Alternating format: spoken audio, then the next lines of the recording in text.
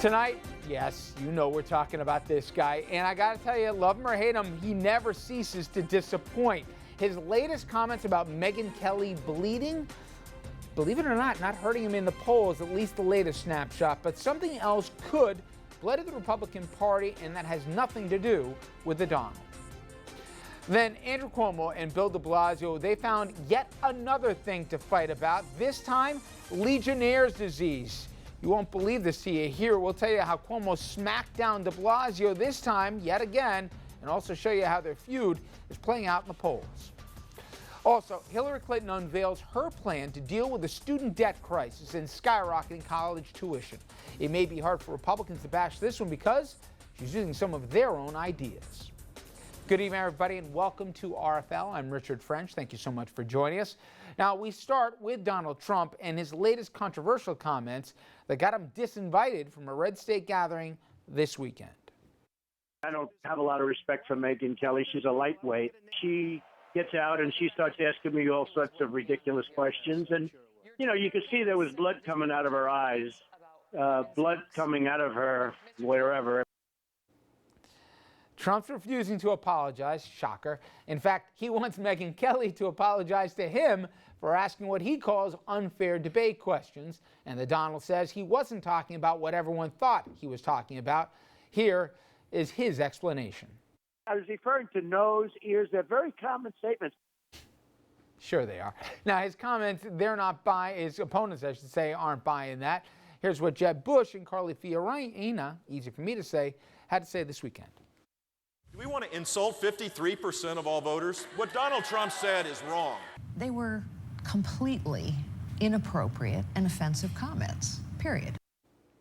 And of course, the Donald wasn't going to let anything slide, let alone anyone get the last word. He tweeted this out in response, and I'm quoting directly here. I just realized that if you listen to Carly Fiorina for more than 10 minutes straight, you develop a massive headache. She has zero chance. But Trump's comments about bleeding might not be the GOP's biggest headache when it comes to women. It could be the debate and their stance on abortion in particular, and not even accepting exceptions for rape, incest, or the life of the mother. And this notion that we just continue to ignore the personhood of the individual is a violation of that unborn child's 5th and 14th Amendment rights for due process and equal protection under the law. My record as a pro-life governor is not in dispute. I am completely pro-life, and I believe that we should have a culture of life. It's informed by my faith. If you believe that life begins at conception, as you say you do, how do you justify ending a life just because it begins violently through no fault of the baby? Well, Megyn, first of all, I'm not sure that that's a correct assessment of my record. I would go on to add that I believe all You don't favor a rape and an incest exception? I have never said that, and I have never advocated that. What I have advocated is that we pass law in this country that says all human life at every stage of its development is worthy of protection. In fact, I think that law already exists. It's called the Constitution of the United States. But neither Trump's debate performance nor his latest offensive comments, believe it or not, are hurting him in the polls. A brand new NBC poll shows him holding a double-digit lead. And again, this was taken after the debate here and after the flap with those comments regarding Megyn Kelly. Carly Fiorina, Ted Cruz, Ben Carson, I can't figure this one out here. They've gotten the largest post-debate bump. Let's bring in our panel right now. Jeannie Zaino, professor of political science at Iona College and professor of campaign management at NYU. Dominic Carter, political journalist and author. And Richard St. Paul, Republican strategist, former vice chair of the National Black Republican Association. And he was there in person in Cleveland. Hey, listen, it was entertaining. Obviously, everybody was talking about the numbers, ratings numbers suggest historic in terms of cable news. But was there a gasp when he didn't put his arm up when they said, will you agree to support the Republican nominee if it's not yourself? There absolutely was. People were very upset in the audience by that response. Quite a few boos, not a couple, but quite a few boos to suggestion that he would potentially run an independent candidacy if he wasn't selected as a Republican candidate. Did the audience there echo what certainly was a dominant chatter line here on some of those message boards, which was that Fox had two different sets of rules, one for Trump and one for the rest of them? No, you didn't really see that play out during the You debate. had more establishment folks that were there in Cleveland, right? Right. There were a lot of people who were committee folks from around the country, and I say RNC, Republican National Committee folks, that have 2 people, I think, from each state were there. A whole bunch of folks invited by the Republican Party of Ohio. So yes, everybody in there had some type of establishment into politics. So these weren't exactly lay folks who were there. So it was party establishment folks that were there. You know, I actually thought when we were talking here Friday that if Trump can actually shut up, there'll be people who play the sympathy card for him to say he shows up on a stage. The first question, as Dom said, I agree with him, clearly targeted for him. They said for everybody at the stage. It was clearly for Donald Trump. And then the vibe was that more of the questions, there was tough questions for everybody, but more of them were directed at Trump. If he just shut up, he could have gotten, I think, a little bit of sympathy over the weekend from some of the folks. But then he does that Megyn Kelly comment and doubles and triples down on the thing. But it doesn't seem to hurt him in the polls. Can you make heads or tails out of this thing?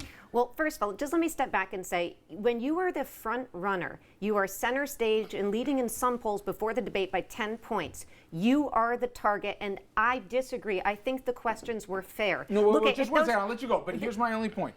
From guys who do the debates, there's usually a set of rules, which is you may be the target, but it's coming from the other candidates on the stage. From the people, and I didn't have a problem with how they did it, okay? So I don't have a problem with where Fox went. I thought the questions were tough but fair, but the point is the total number of questions and the absence of any softballs, unlike some of the other guys, went directly to him. Absolutely, because he is leading in the polls. I mean, this is where I'm a little baffled by people saying, oh, you know, Trump got most time. Yes, he did. He got tough questions. Yes, he did. That's politics. When you're leading and you're running to be the leader of the free world, you better be able to handle some questions. And I think they would have let and tried to engage the other candidates, all of whom took a step back except for Rand Paul and didn't want to engage him. Fine. So just beyond the questions, though, the poll that we're talking about here, this NBC SurveyMonkey one, it's a SurveyMonkey poll. So I'm waiting to see when we get some representative polls out here. I think What's your prediction? I don't think he's going to drop much, and I don't think he's going to gain much. I think 20 is about a ceiling for him. I think he's going to stay there. You know, but my take on Donald Trump is, you know, everybody's calling him a bully. I don't see him as a bully. I see him as really thin-skinned. Anybody who says anything about him, as opposed to doing what you said, which is just, you know, taking the high road and being professional, he goes after their looks, he goes after their intellect, he says outrageous things that none of us professionally could ever get away with saying. You know, and I think Megyn Kelly was right when she said after the debate, if he can't answer a question from Megyn Kelly, how is he going to engage with Putin? How is he going to engage in tough negotiations with Congress? This is not a case where he's running Trump Enterprises. You would have to negotiate with people. If you can't do that and take criticism, how do you move forward? So I really think he showed himself to be who he is. And, you know, just one last thing, this idea that he's a straight talker. Yeah, it's one thing to be a straight talker, but when you're saying stupid things, who cares if you're a straight talker? Listen, I mean, so, you know, I don't give let's any get credence. a straight talker who's smart. I think he's a complete clown, except I do think that, and it's not important really what I think, but when you see the amount of conservatives, Dom, who think that he got a raw deal on that stage in Cleveland. He did get a raw deal, and I said that immediately after the debate. First of all, I greatly respect what the professor said, but here's why I differ. They came out the gate with a gotcha question to turn the entire audience away from Trump. That's not fair. That's not playing by one set of rules. They knew that he was the only one that was going to answer the question that way. It was a setup question, and it achieved the goal, which was to neutrify the crowd. But Richard, I want you to think about this for a second. Since Saturday, I don't know if I'm coming or going. I really don't. Because when I read the latest headlines, and I tip my hat to Megyn Kelly. I don't know her on a personal level, but it's awfully hard when you're under attack. I've been there, and you choose not to respond. She has turned the other cheek, or whatever term you want to use, on every one of Trump's attacks. And just think about what's been happening. I mean, if it wasn't so sad, I would laugh. Now, I predicted his success, but I'm telling you, he's becoming a clown now, Donald Trump. We're looking at the beginning. I think it was already there. No, it wasn't there. It wasn't there. We're looking at the beginning of the end. Number one, Roger Stone is a genius. His a political He's as consultant. much of, but for No, people who don't he's- know, but Dom, for people who don't he's- know him, and I he's know you genius. do, He's a genius. He's as publicity opportunist he's as nutty, much as but he's Trump. a genius. Most geniuses are. And he is, and Roger Stone is probably the only one who can get Donald Trump on an independent Yes. run. In that he's done it before Yes. with Johnson, he Yes. could do it again. But can I Yes. just And he say, bailed, just so but- everybody Yes. knows. The guy in He his But bailed. can I just say, and I agree with you totally about Megyn Kelly, but the first question to me wasn't surprising just because of this. This is an RNC-sponsored debate. You are asking to be the nominee of a private organization. I think they have every right to say, are you going to be with us regardless of which one of these 10 or 7? Maybe we'll get into Exactly. nuance, but my only problem with that was not the question, but how it was presented like, oh, it's for everybody. Of course it's for that. Of course it's for him, But and of there's course no it's doubt for the about best. it. But I agree that it's not an improper question. No, me either. So, I just think the timing of it, and I think that Dom said set the stage. The other thing is, by the way, not to let facts get in the way, there's conversations going on right now that he's going to reverse his position on that. And he's going to probably do in the next week, he's going to turn around this week and say that he's willing, now that he's met the other candidates, to rule out an independent run. Well, and And with I think Roger that's Stone fine. gone, he But an probably has independent, no let's face choice it, an now. independent run hasn't been successful in this country. And you think in he's modern going to put in the times. work to But get all the Richard- Work, canvases the and money, how much signatures? money, Yeah. you know, Richard- but that's not going to happen. An independent run is ludicrous. I thought he was doing quite well until this weekend. Richard, this is not The Apprentice. I know. I mean, what? And I again, full disclosure, I know him professionally, I know him personally. That is Trump. What is he thinking? And then you have, what's her name, Omarosa? She's defending you on the use of a woman's menstrual cycle. I mean, do you, since Saturday. Did you ever think you'd say those words? No. On And television? let me tell you, Professor, since Saturday, I have been dying laughing watching all the men news anchors and commentators trying to contort Menstrual themselves. Kelly's Yeah. menstrual cycle. And, I mean, come on, Donald. You don't like the question? well, first of all- so it's because she had a period? Well, Come we don't know that for sure. First, Come it's on. it's an We know inference it that for everybody sure. is drawing. We know it for Everybody's sure. drawing an inference that he was talking about her period. He clarified He was that. talking about a period. All right, let's We just don't move know on. that. I don't know.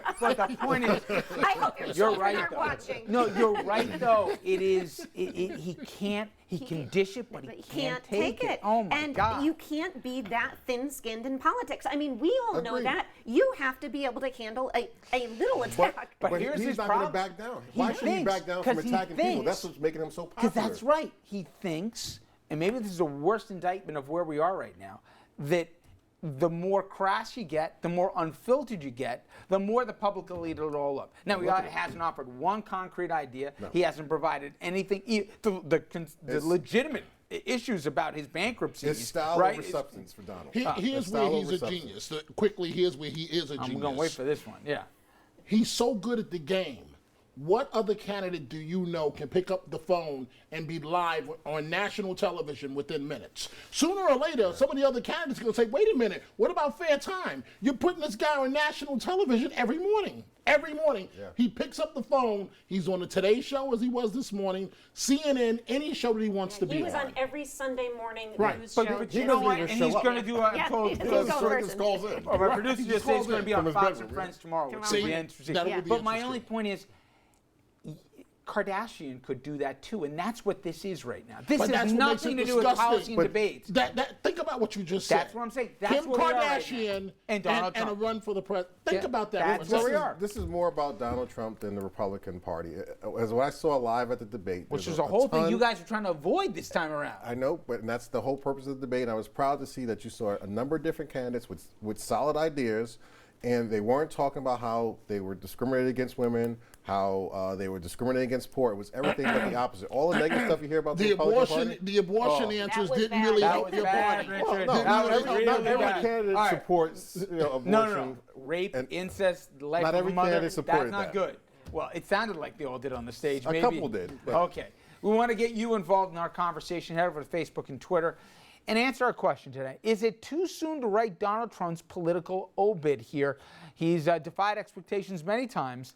Will he do it yet again this week? All right, coming up next, we're going to look at New York, and the political feud that is not going away. Of course, we're talking about Cuomo versus de Blasio. We will tell you what they're fighting about now and how the governors, once again, bigfooting the mayor.